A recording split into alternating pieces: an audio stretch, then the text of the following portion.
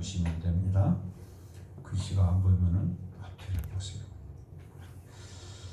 자, 함께 15절까지 합독하겠습니다. 야곱이 밧단 아람에서 돌아오매 하나님이 다시 야곱에게 나타나사 그에게 복을 주시고 하나님이 그에게 이르시되 내 이름이 야곱이지만은 내 이름을 다시는 야곱이라 부르지 않겠고 이스라엘이 네 이름이 되리라 하시고 그가 그의 이름을 이스라엘이라 부르시고 하나님이 그에게 이르시되 나는 전능한 하나님이라 생육하며 번성하라 한 백성과 백성들의 총회가 네게서 나오고 왕들이 네 허리에서 나오리라.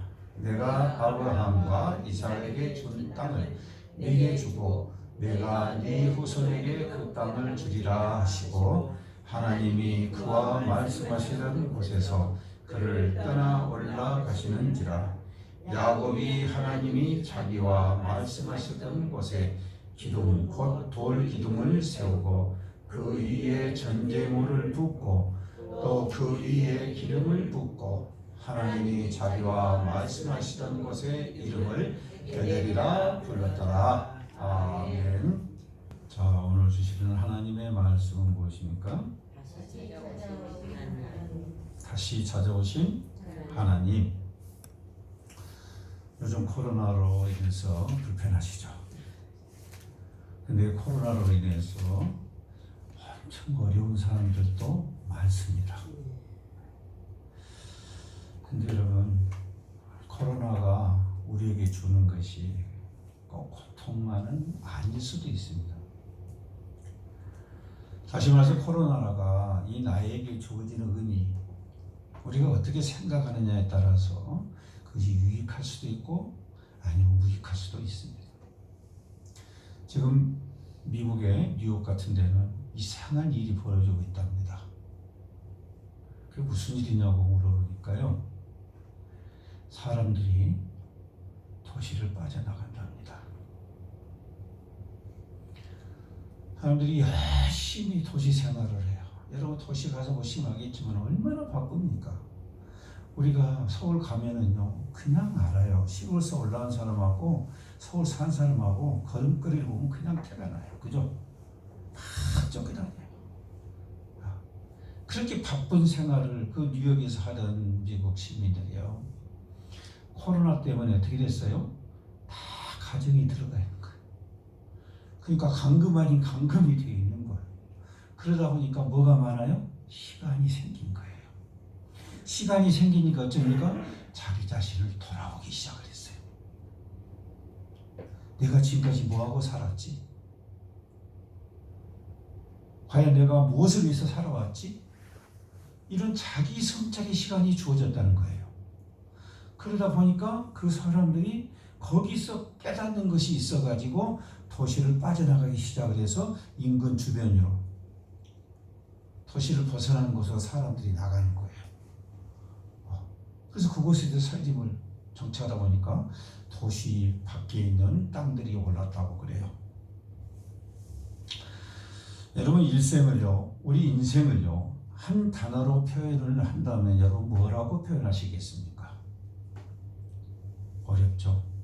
인생을 한 단어로 여러분 한번 표현해 보세요. 뭐라고? 여러분 머릿속에 팍팍 떠오르는 게 뭐예요? 우리나라 옛날 저희 아버지 때 같은 사람들은 인생은 공수래 공수고 공허, 허무 뭐 이런 것이 떠올랄 수도 있어요. 여러분은 뭐가 떠오릅니까? 은혜? 감사? 고통? 여러분이 인생을 한 단어로 표현한다면 뭐가 될 것 같아요? 여러분 예수님 오십니까? 아멘. 예수님은 재림하십니까? 아멘. 분명히 다시 오신다고 하셨어요. 그러면 우리들은 어떻게 해야 돼요? 주님은 기다려야 돼요. 그래서 우리 그리스도인은 어쩌면은 한 단어로 우리 인생을 표현하면 기다림이지 않느냐. 아멘. 기다림. 주님 오실 그날, 주님 만날 그날, 그 날을 기다리는 게 뭐라고요? 우리 인생이라는 거예요. 그래서 우리의 기다림은 미래에 대한 기대가 있어요. 그러나 많은 세상 사람들은 미래에 대한 기대가 없어요. 미래가 없으니까요. 그러나 우리는 아버지 집에 돌아가 우리가 자녀로서 온전한 권세를 누릴 수가 있기 때문에 우리는 기대가 되는 거예요. 우리가 기다린다는 사실은 여러분 우리가 한 가지 명심해야 될 게 있어요. 예수님을 기다리되 가만히 앉아서 기다리라고 하지 않으셨어요. 그렇죠? 예수님이 오시기까지 우리에게 각각에게 맡겨주신 사명이 있다 그 말이에요. 그 사명을 잘 감당하면서 주님 오실 그날을 기다려라 이렇게 말씀하셨어요. 창세기에 보게 되면은 이 족장들이 나오죠. 그 족장들은 한마디로 말해서 그 사람들은 하나님과 자기 개인 간의 약속에 대한 믿음이었어요. 그게 신앙이었어요. 내가 하나님을 믿는 그 믿음이 곧 신앙생활이었어요. 그런데 그것마저도 쉽지 않기 때문에 여러분 우리는 창세기에 기록된 아브라함부터 이삭, 야곱에 그러기까지 쭉 평지풍파가 들어가 있는 그러한 부끄러움도 들어있는 그런 삶의 모습을 우리가 보는 거예요. 그런데 그 모습이 바로 뭐예요? 우리의 모습이다라는 거죠. 그렇다면 현재는 어떤 게 신앙일까요? 현재는 예수님이 오심으로 인해서 예수님께서 우리에게 비전을 제시하셨어요. 그래서 우리에게는 그 비전을 통한 예수님을 통한 새로운 삶을 살아가는 삶의 목적이 바뀌어버린 새 삶에 대한 그러한 삶이 바로 신앙이에요. 그래서 우리가 구약 때 족장들이 하던 그 신앙생활과 오늘 우리가 하는 신앙생활은 전혀 다른 의미를 가지고 있다라는 겁니다. 물론 하나님을 믿고 하나님을 신뢰하는 것은 그때나 지금이나 같죠. 그러나 그 생활에서 생활이라는 것은 우리 개인의 생활이 되는 거죠. 그 생활의 목적이 달랐다는 거죠. 창세기 족장들은 쉽게 말해서 그죠? 나로부터 시작된 내 가족 이런 범주에 벗어난 그 범주에 들어있는 신앙이라면은 지금의 오늘날 신앙이라면 뭐예요? 그리스도 안의 지체로서 공동체를 이야기하는 거예요. 그래서 나보다는 뭐예요? 우리예요. 우리. 나 혼자 잘 산 것보다는 우리가 잘 살아야 돼요. 그래서 서로가 사랑하며 서로가 섬겨주고 서로가 도와주고 그렇게 살라는 거예요. 신앙 생활의 구체적인 것이 분명하게 달라졌다는 것을 알 수가 있습니다. 그러므로 여러분 신앙이라는 것은 단순히 예수님 오시기까지 기다린 것만이 신앙이 아니라는 거죠. 우리는 성경을 통해서 확실한 미래에 대한 믿음을 가져야 돼요. 그 믿음과 아울러서 믿음에 합당한 그 활동이 함께 되어져야 한다라는 것. 그래서 믿음에는 뭐가 있어야 돼요? 행함이 있어야 된다라고 하는 말이 그 말이에요. 믿음은 뭘로 증거합니까? 행함으로 증거하는 거죠. 믿음 없이 행할 수도 있어요. 그죠? 그러나 성경에서 말하는 것은 믿음의 생활을 하는 그만큼 열매가 맺어지는 그 행함으로 보고 우리의 믿음을 확증하라고 말씀을 하고 있는 것입니다.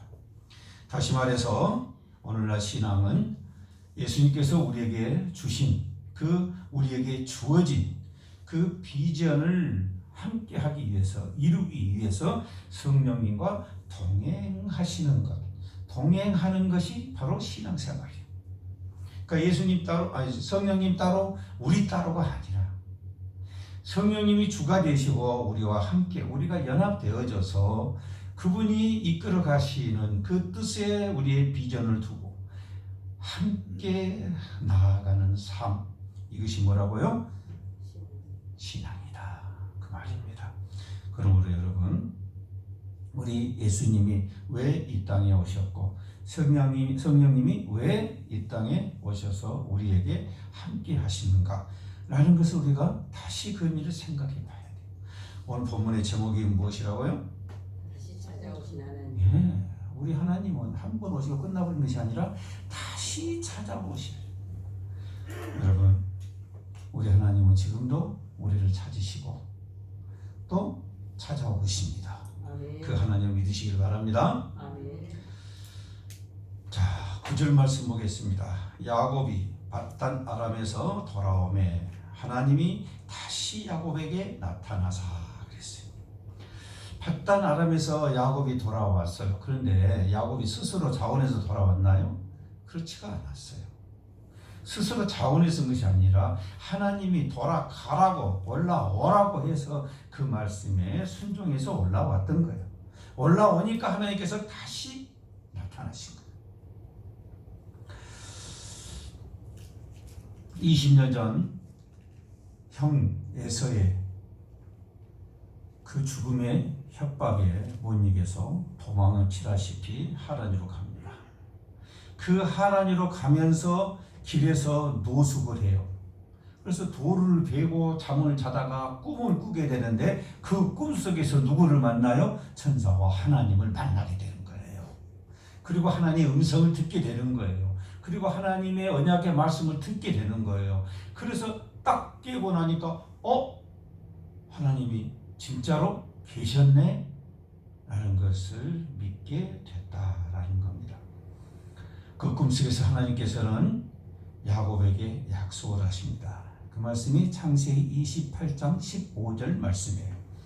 내가 너와 함께 있어 네가 어디로 가든지 너를 지키며 너를 이끌어 이 땅으로 돌아오게 할지라.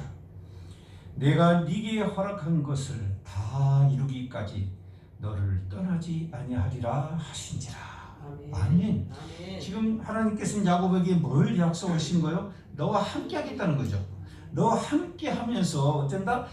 떠나지 않겠다는 거예요. 다시 말해서 하나님 함께 하시면서 어떻게 해요? 미래를 보증하신 거예요. 미래는 네 미래는 뭐? 하나님께서 내가 책임지겠다. 그러니까 어쩌라? 걱정하지 말라는 거예요. 두려워하지 말라는 거예요. 하나님을 기억하라는 거예요. 그래서 꿈에서 깨어난 야곱이 하나님이 말씀하시지 않은데 자기 스스로가 하나님 앞에 서원을 해요. 비는 거예요. 내가 이렇게 하겠습니다. 라고. 오늘날도 여러분 많이 서원하시죠? 창세기 28장 21절에서 야곱은 이렇게 소원을 합니다.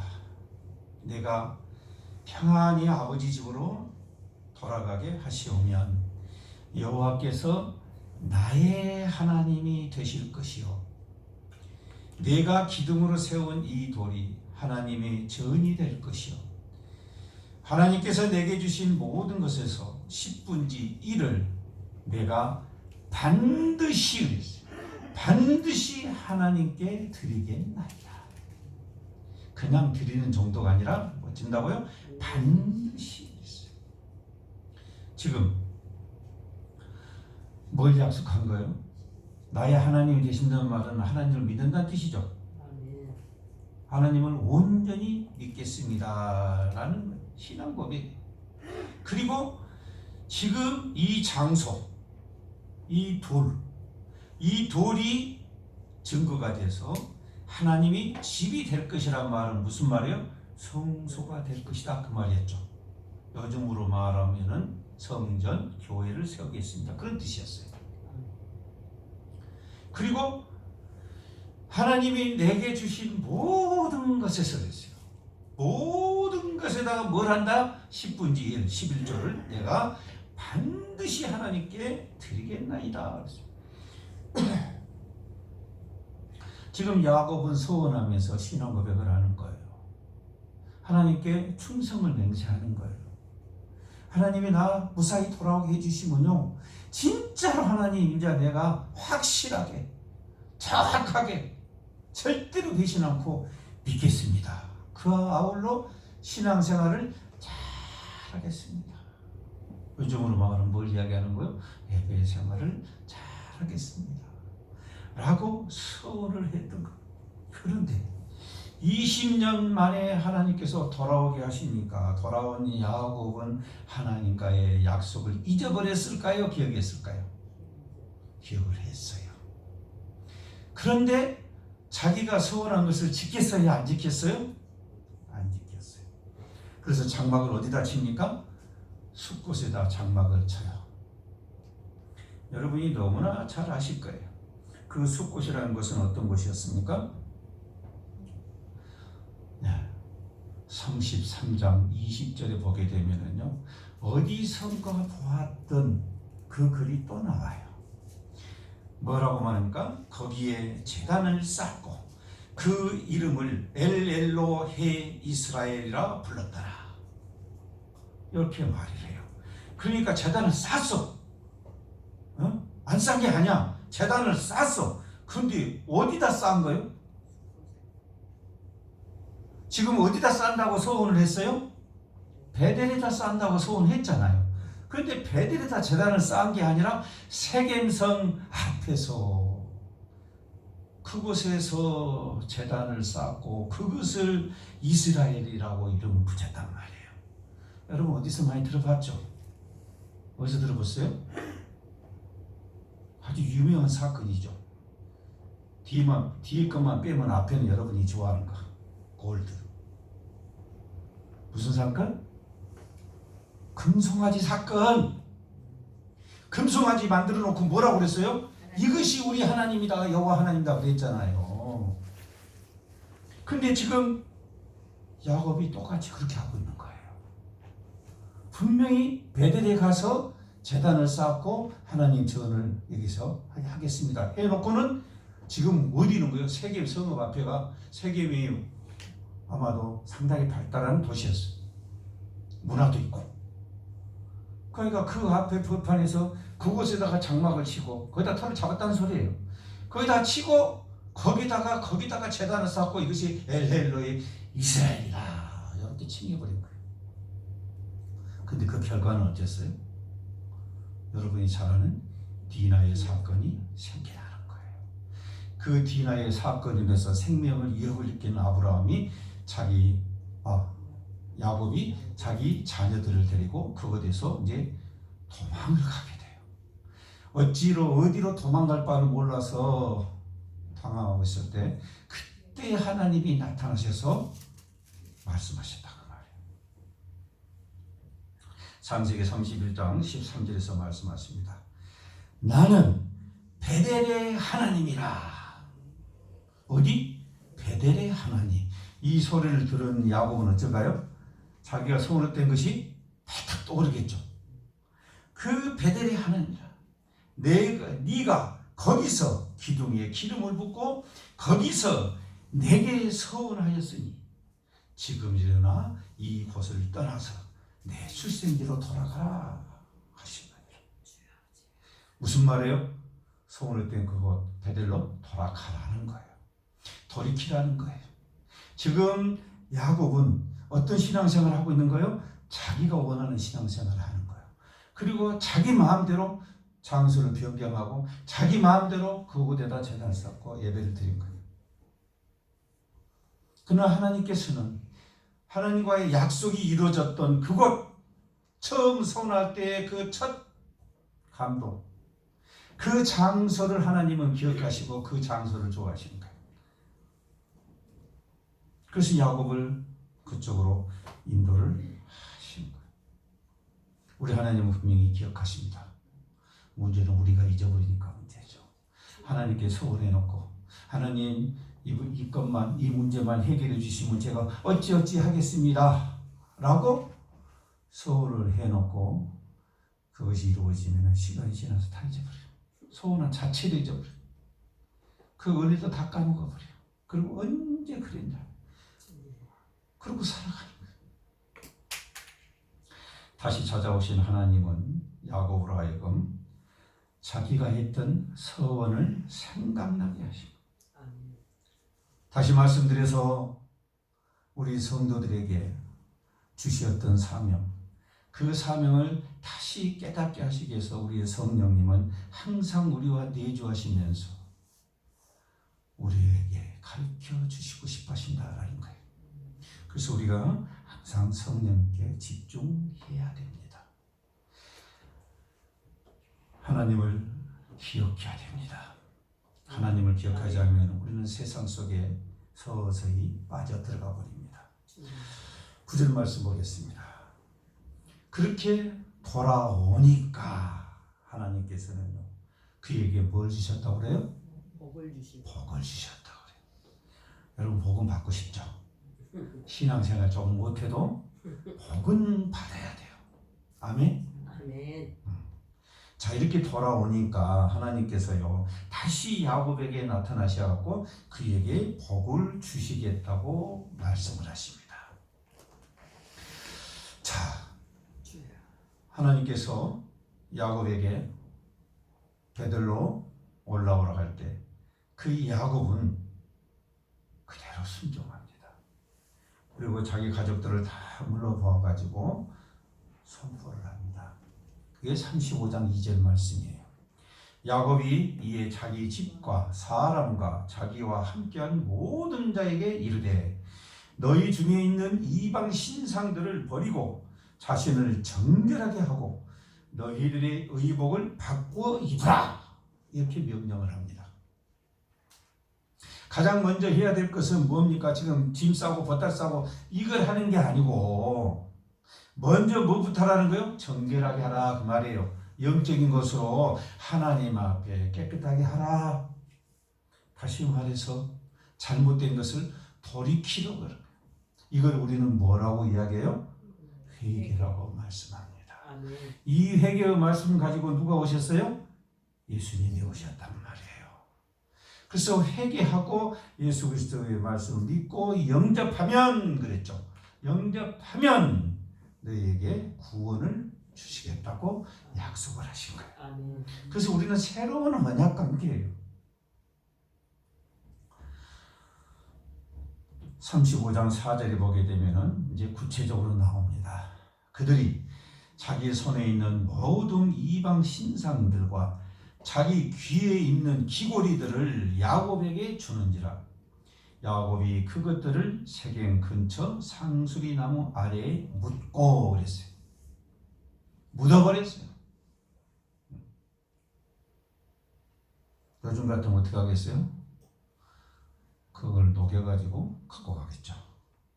근데 왜 그랬는가 모르겠어요. 어쨌든 야곱은 그런 것들을 다 묻어버렸어요. 그러니까 그 사람들이 이걸 보면은 부적식으로 가지고 다녔다는 걸 알 수가 있겠죠. 귀골에도 아마 그 우상이 새겨졌던가 뭐 그랬을 거예요. 그러니까 그런 것들, 우상에 새겨진 그 모든 것들은 하나님의 반대되는 그 우상의 것들은 다 땅에다가 그것이 아무리 값이치가 나가더라도 다 묻어버렸다는 거예요. 여러분 이것을 회개라고 그래요. 이걸 들고 다시 가는 것은 회개가. 그렇다면은 여러분 우리가 성령으로 새 사람 입은단 말이 무엇일까요? 회개를 통해서 과거의 나를 어떻게 하는 거예요? 묻어버리는 거예요. 버리는 게 아니에요. 묻어버리는 거예요. 버리려면 나중에 가서 또 주워올란가? 아주 묻어버려요.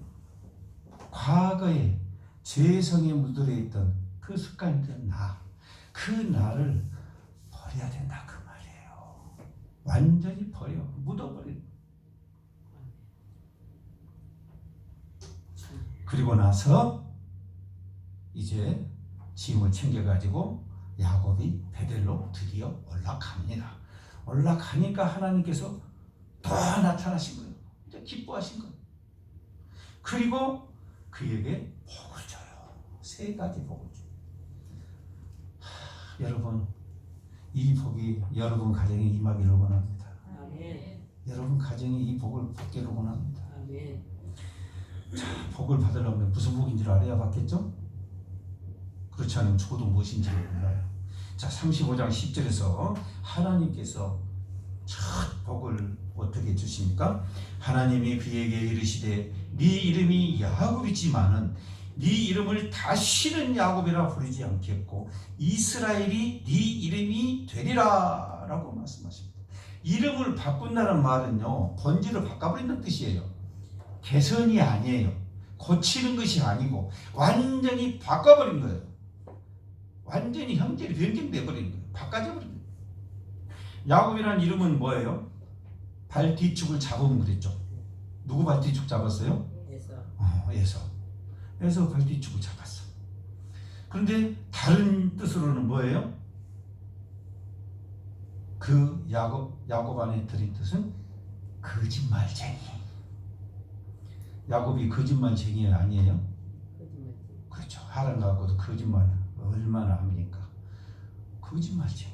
그런데 다시는 너를 야곱이라 하지 않겠다. 거짓말쟁이를 하지 않겠다는 거. 그리고 하나님께서는 뭘로 바꿔주고요? 이스라엘이라. 여러분 이스라엘 뜻이 뭘까요? 지금도 이스라엘이 있잖아요. 이스라엘이라고요. 이스라엘이라는 뜻은 하나님이 싸워주신다는 뜻이에요. 그러니까 주체가 바뀌어져 버리는 거예요. 하나님이 싸워주신다는 말은 무슨 말입니까? 하나님이 쟁취해 주신다는 거예요. 그래서 하나님으로 인해서 살아가야 하는 그 민족이 뭐예요? 이스라엘이에요. 그 이스라엘 이름은 하나님이 지어주신 거예요. 야곱의 이름을 완전히 바꿔준 거예요. 여러분 잘 아시는 누가 있어요? 사울. 그렇죠? 그리스도인들을 핍박하고 죽이고 했던 그 사울이 예수 그리스도에 붙잡히면서 예수님께서 이름을 바꿔주시죠. 이제 너를 사울이 아니라 바울이라고 하겠다고 바꿔주십니다. 이름을 완전히 바꿔주신 거예요. 자, 여러분은 이 복 받으셨나요? 아니면 받으려는가요? 아니면 받고 싶은가요? 하나님께서는 여러분이 하나님의 자녀가 되면 제일 먼저 해주신 게 뭐라고요? 이름을 바꿔주시면 여러분의 본질을 바꿔주시기를 원하세요.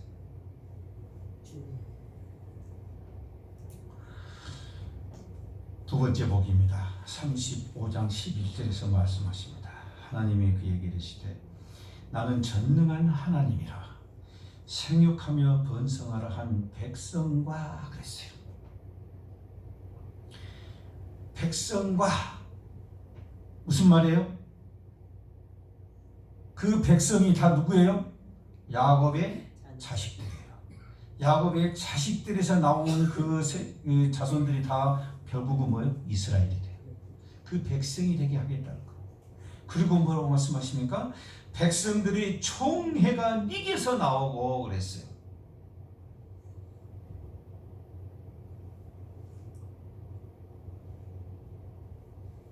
왕들이 네 허리에서 나오리라.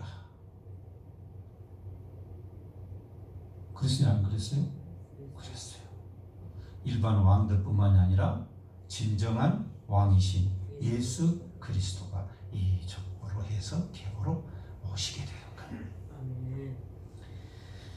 그리고 세 번째 복입니다. 35장 12절에서 말씀하십니다. 내가 아브라함과 이삭에게 준 땅을 네게 주고 내가 네 후손에게도 그 땅을 주리라 하시고 그랬어요. 가업으로 주시겠다는 거예요. 뭘? 나라를요. 그 나라는 어떤 나라입니까? 하나님 나라를. 하나님 나라를 이어가는 정통성을 부여하시겠다는 거예요.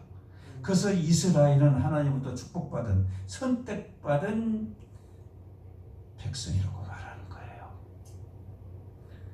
근데 오늘날 우리가 예수 그리스도로 인해서 우리는 이 하나님 나라를 이어가는 정통성을 인정받게 됐어요. 아멘. 우리는 이방인이었어요. 이 약속 밖에 있는 사람들이었어요. 그런데 예수 그리스도께서 자신이 흘린 보혈로 인해서 우리의 죄를 사해 주시고 저와 여러분을 양자로 삼아 주신 거예요. 그래서 우리는 하나님 나라를 이어갈 수 있는 정통성을 받게 된 겁니다. 회복이 아니에요. 받게 된 거예요. 이스라엘 사람들은 회복이지만 우리는 받게 된 거예요. 이 얼마나 큰 복입니까? 그래서 우리에게는 어떤 나라가 기다리고 있어요? 하나님 나라가 기다리고 있는 거예요. 시편 33편 12절에서 말씀합니다. 여호와를 자기 하나님으로 삼은 나라 곧 하나님의 기업으로 선택된 백성은 복이 있도다 그랬어요. 복이 있도다. 하나님의 기업으로 선택된 백성, 그 백성이 이스라엘이었어요. 그러나 오늘날 영적인 백성들은 누구예요? 오늘날 우리 성도들이에요. 그래서 저와 여러분은 하나님 나라를 뭐라고 그럽니까? 아버지 나라라고 부릅니다. 그래서 다른 한 단어로 뭐라고 불러요? 우리의 본향이라고 불러요.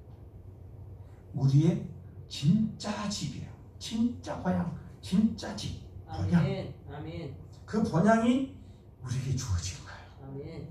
여러분, 이 세 가지 복이 얼마나 큰 복입니까? 하나님이 대신해 주신대요. 하나님이 싸워 주신대요. 하나님이 책임지신대요. 이게 뭐라고요? 이스라엘이에요. 그 영적 이스라엘, 그 육적인 이스라엘에서 영적 이스라엘이 누구라고요? 우리. 그렇죠, 여러분이에요. 여러분이 성도잖아요. 여러분이 그렇게 돼 있어요. 하나님께서 그렇게 해 주시겠다고 이름을 바꿔주시고 복을 주셨어요. 그렇다면 여러분 그 복을 누리십니까? 아멘. 이게 중요한 거예요. 여러분은 지금 하나님께서 책임져 주시고 하나님의 싸워 주시고 하나님의 은혜로 살아가셔야 된다 이 말이에요. 아멘. 하나님의 때에 따라 비를 내리시고 때에 따라 일용할 양식을 주시는 그 은혜를 경험하면서 살아가야 할 성도다 그 말이에요. 아멘. 한 달, 두 달 거 곡식 쌓아놓고 사는 그런 생이 아니고 그날 주시는 만나 내일 안 주시면 어쩔까라는 의심이 아니고 내일도 당연히 주실 것이라는 믿음으로 살아가는 사람, 그들이 성도예요.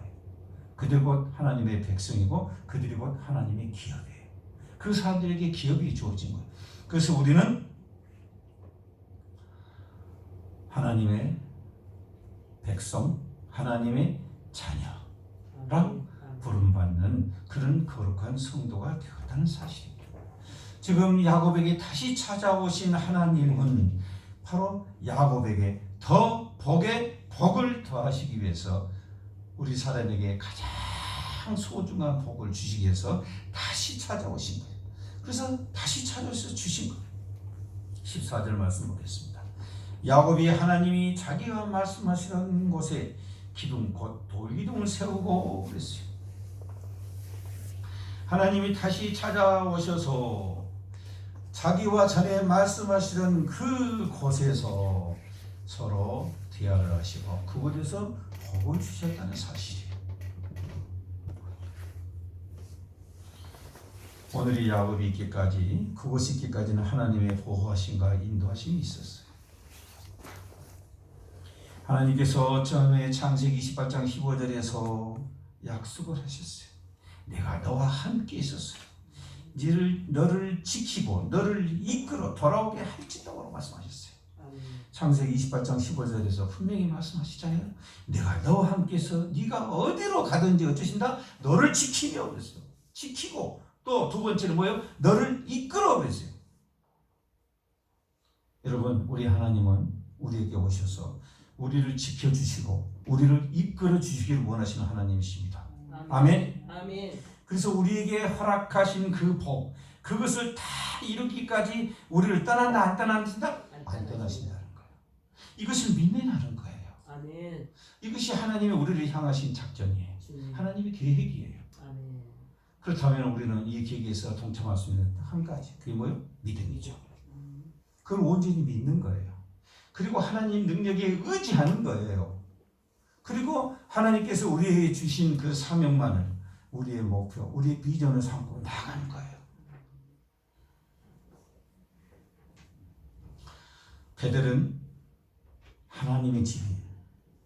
다시 말해서 그 당시에 베델은 이후로 종교 중심지가 되어버립니다. 실질적으로 그 당시에 완전히 종교 중심지였어요. 그래서 여선지 드보라가 그곳에서 살면서 재판을 하고 했었어요. 그리고 사무엘이 해마다 베델로 올라가는 순행을 했었어요. 다시 말해서 성소로 인정을 받았어요. 언제까지? 르호보암이 반역하기 전까지 이스라엘과 쌍벽을 이루는 종교의 중심지로 최고의 존경을 받던 것이 바로 베델이에요. 그 베델은 야곱, 다시 말해서 이스라엘이 시작된 하나님의 언약이 시작된 그 곳이었기 때문에 하나님의 집 베델이었기 때문에 더 그렇게 했던 것입니다. 다시 말해서 베델은 오늘로 따지면 뭐예요? 신앙의 장소예요. 장소. 신앙하는 장소예요. 요한복음 4장 21절에서 예수님께서 말씀하시죠. 여자여 내 말을 믿으라. 이 산에서도 말고 예루살렘에서도 말고 너희가 아버지께 예배할 때가 이르리라고 예수님은 신앙의 장소를 신약에서 분명하게 말씀을 해주십니다. 신약에서는 마음의 중심이 신앙의 진정한 장소라는 거예요. 내 마음의 중심이 어디에 있냐는 거죠. 내 마음의 중심이 하나님께 있어가지고 하나님이 기뻐하시는 일이 내 일로 생각하고 내 일로 하고 있는 그런 상황. 그것이 바로 신앙의 장소다라는 겁니다. 고린도서 11장 22절에서 말씀하십니다. 너희가 먹고 마실 집이 없느냐? 너희가 하나님의 교회를 업신여기고 빈궁한 자들을 부끄럽게 하느냐라고 말씀하십니다. 다시 말해서 교회를 뭘로 이야기합니까? 신앙의 장소로 이야기해요.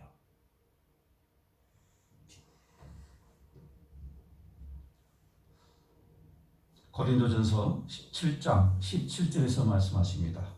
오직 주께서 각 사람에게 나눠주신 대로 하나님이 각 사람을 부르신 그대로 행하라.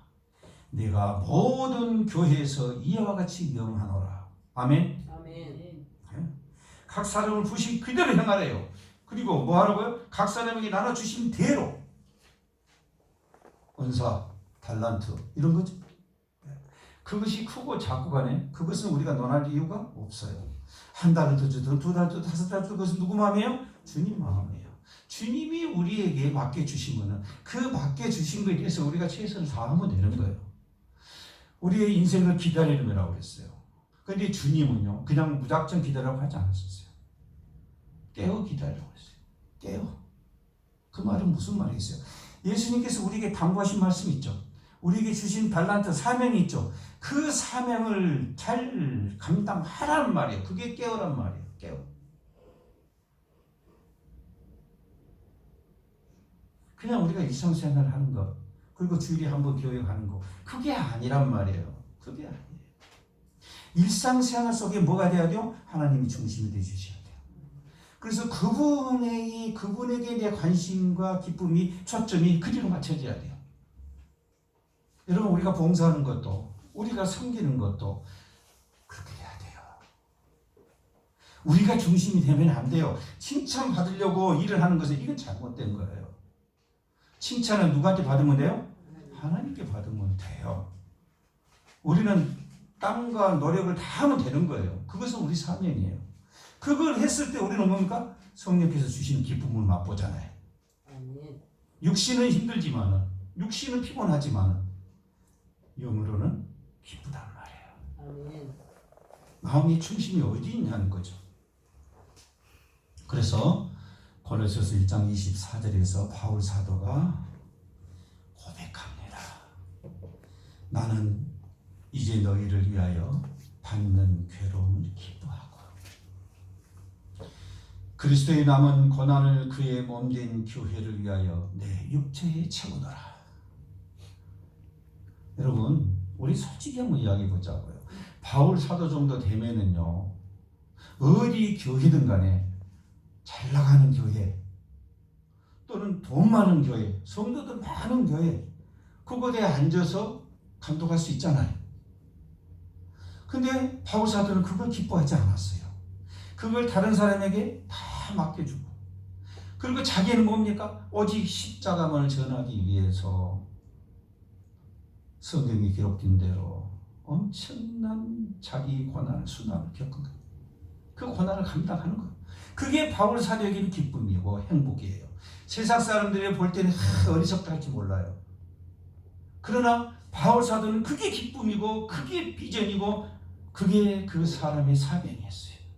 그걸 너무나 잘 알고 있기 때문에 끝까지 자기는 자기 몸에, 자기 육체에 고난을 채우겠다. 감당하겠다. 왜? 교회를 위해서. 그 교회를 위한다는 것은 뭘 위하는 겁니까? 바로 예수 그리스도. 예수 그리스도께서 하시던 그 공생애, 그 사역을 이어받아서 감당하는 것이 바울 사도에게는 가장 기쁘다는 거예요. 세상에